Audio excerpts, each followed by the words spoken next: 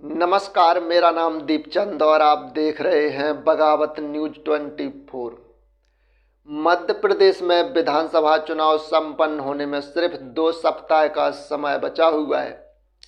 इसलिए मध्य प्रदेश में कांग्रेस हो या बीजेपी हो या फिर अन्य पार्टियां हो, वो इन 2 सप्ताहों में ताबड़तोड़ रैलियां करने वाले हैं। चाहे वो बीएसपी हो या फिर सपा हो या फिर आम आदमी पार्टी हो, क्योंकि मध्य प्रदेश में दो ही ऐसी पार्टियां हैं जिन्होंने 230 विधानसभा सीटों पर अपने प्रत्याशी आमने सामने कर रखे हैं। वो हैं कांग्रेस और बीजेपी, क्योंकि अन्य पार्टियों ने भी अपने सीटों पर बहुत सारे प्रत्याशी उतार रखे हुए हैं। इसी कड़ी को नज़र रखते हुए आज हमारे कांग्रेस पीसीसी चीफ कमलनाथ बुंदेलखंड के सागर जिले की सुरखी विधानसभा में आए हुए थे। वहां पर उन्होंने जनता को संबोधित करते हुए बीजेपी पर जमकर बरसे हैं। उन्होंने कहा है कि हम कुछ महीने से देख रहे हैं कि शिवराज सिंह चौहान को योजनाओं की मशीन कहा जा रहा है, क्योंकि 2 से 4 महीने जब से विधानसभा चुनाव सामने आया है तभी से शिवराज सरकार ने इतनी घोषणाएं कर दी हैं कि जितनी उन्होंने अपने 18 साल के कैरियर में नहीं कही होंगी। पीसीसी चीफ कमलनाथ बीजेपी पर निशाना साधते हुए उन्होंने कहा है कि मध्य प्रदेश में बेरोजगारी का कितना बुरा हाल है वो नहीं दिखता है, और किसान भी अपने आंसू रो रहा है वो भी उसका हाल नहीं दिखता है। उन्हें तो सिर्फ घोषणा दिखती है, सिर्फ घोषणा पत्र में ही रह जाती हैं। उन्होंने कई सारे बीजेपी पर आरोप लगाए हैं और उन्होंने कहा है कि यह बुंदेलखंड रोजगारों का बेरोजगार बना दिया है हमारे मध्य प्रदेश को। इसलिए उन्होंने बीजेपी पर जमकर बरसे। उन्होंने कहा है कि शिवराज सरकार तो अब ऐसी भी घोषणाएं करने लगे हैं कि जहां तालाब नहीं होते हैं वहां पुल की घोषणा कर जाते हैं। तो चलिए आपको सुनाते हैं कि कमलनाथ ने शिवराज सरकार से क्या कहा है। शिवराज सिंह जी के बारे में तो मैं क्या कहूं, उनकी घोषणा की मशीन 22 साल चली, 5 महीनों में तो डबल स्पीड से चली।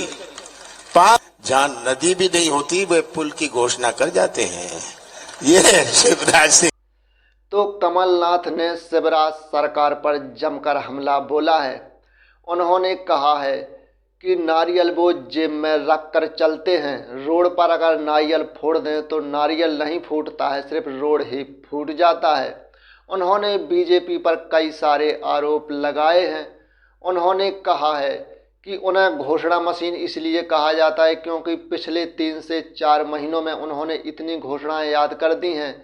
उन्हें अभी बहना याद आती हैं, अभी किसान याद आते हैं। और उन्होंने ये भी आरोप लगाया है कमलनाथ ने कि अब वो जातिवाद बांट रहे हैं। उन्होंने कहा है कि अब वो जातिवाद में बांटने का काम करेंगे। इसलिए उन्होंने बीजेपी पर कई सारे आरोप लगाए हैं। लेकिन अब बात कर लेते हैं सुरखी विधानसभा में। सुरखी विधानसभा पे कांग्रेस और बीजेपी के नेता आमने सामने होंगे। बता दें कि सुरखी विधानसभा में कांग्रेस और बीजेपी के नेता की कड़ी टक्कर होगी। तो चलिए हम बीजेपी नेता की बात कर लेते हैं। बीजेपी नेता गोविंद सिंह राजपूत जो 3 बार विधायक रह चुके हैं और वो ज्योतिरादित्य सिंधिया के करीबी भी माने जाते हैं, इसलिए उन्हें बीजेपी ने अपना प्रत्याशी बनाया है। अब कांग्रेस प्रत्याशी की बात कर लेते हैं। कांग्रेस प्रत्याशी नीरज शर्मा हैं, जो कि नीरज शर्मा सुरखी विधानसभा में कांग्रेस का एक बड़ा चेहरा भी माना जाता है, इसलिए कांग्रेस ने उन्हें टिकट दे दिया है। फिलहाल में अब एक तरफ 3 बार विधायक रह चुके हैं और एक तरफ कांग्रेस के सुरखी विधानसभा के सबसे बड़े चेहरे हैं। अब देखना ये होगा कि सुरखी विधानसभा में कौन किस पर भारी पड़ता है, क्योंकि यहाँ कमलनाथ का दौरा हो गया है। अब शिवराज सिंह भी कब आ सकते हैं इसका कोई पता तो नहीं है। तो चलिए, अगर मध्य प्रदेश और बुंदेलखंड से अगर आप भी विधानसभा चुनाव की खबरें देखना चाहते हैं तो जुड़ जाइए हमसे हमारे साथ और सब्सक्राइब कर लीजिए। कैसे कि हम बुंदेलखंड के चुनावी संबंधित जानकारियां देते रहते हैं।